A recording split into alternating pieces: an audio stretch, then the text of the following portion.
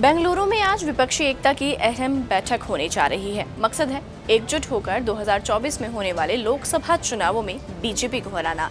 लेकिन ये जितना आसान और सीधा दिख रहा है उतना है नहीं। आज की वीडियो में जानेंगे कि अगर पूरा विपक्ष एकजुट हो भी जाता है तब भी बीजेपी को वो क्यों नहीं हरा सकता। लेकिन उससे पहले अगर अभी तक आपने हमारे यूट्यूब चैनल को सब्सक्राइब नहीं किया है तो उसे जल्दी से सब्सक्राइब कर लें और बेल आइकन को प्रेस करना ना भूलें। नमस्कार, मैं हूं आपके साथ कृतिका और आप देख रहे हैं जनभावना टाइम्स। सबसे पहले उस फॉर्मूले की बात करते हैं जिसमें सभी विपक्षी पार्टियां एकजुट होकर भाजपा को हराने की एवज में जुटी हैं। दरअसल विपक्ष का मानना है कि साल 2024 में एनडीए ने करीब 38% वोट और 2019 में लोकसभा चुनावों में 45% वोट से जीत हासिल की थी। अगर विपक्ष एकजुट हो जाए तो 2019 में बाकी बचे 55% वोट हासिल करके सत्ता में आ सकता है। लेकिन ये इतना आसान नहीं है क्योंकि साल 2014 में कुल 171 और साल 2019 में कुल 224 बीजेपी उम्मीदवार ऐसे थे जिन्हें 15% से भी ज्यादा वोट मिले थे। तो अगर विपक्ष एकजुट हो भी जाए तो इन सीटों पर बीजेपी को हराना मुमकिन नहीं है। लेकिन इसके विपरीत एक और रास्ता है।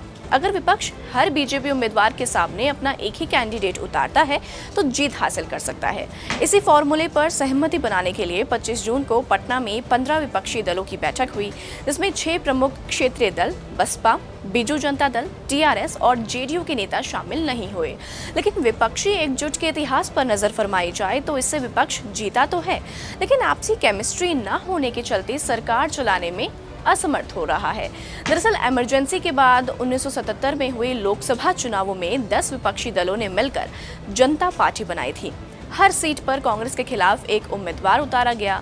ये फॉर्मूला काम भी आया और विपक्ष ने जीत भी हासिल की, जिसके बाद प्रधानमंत्री बने मोरारजी देसाई। लेकिन आपसी टकराव के चलते महज 3 सालों में ही सरकार गिर गई।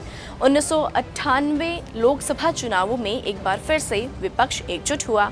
गठबंधन का नाम पड़ा नेशनल फ्रंट, जिसने राजीव गांधी के नेतृत्व वाली कांग्रेस को धूल चटा दी। प्रधानमंत्री बने वीपी सिंह। हालांकि आपसी मतभेदों के चलते ये सरकार भी गिर गई। विपक्षी सरकारें भले ही ना चली हों, लेकिन विपक्ष के गठबंधन से फर्क जरूर पड़ता है। सिर्फ उत्तर प्रदेश की ही बात करें तो 2019 में सपा बसपा के गठबंधन के बाद साल 2014 और 2019 के चुनावों के आंकड़ों में वोट मार्जिन में खासी गिरावट देखी जा सकती है।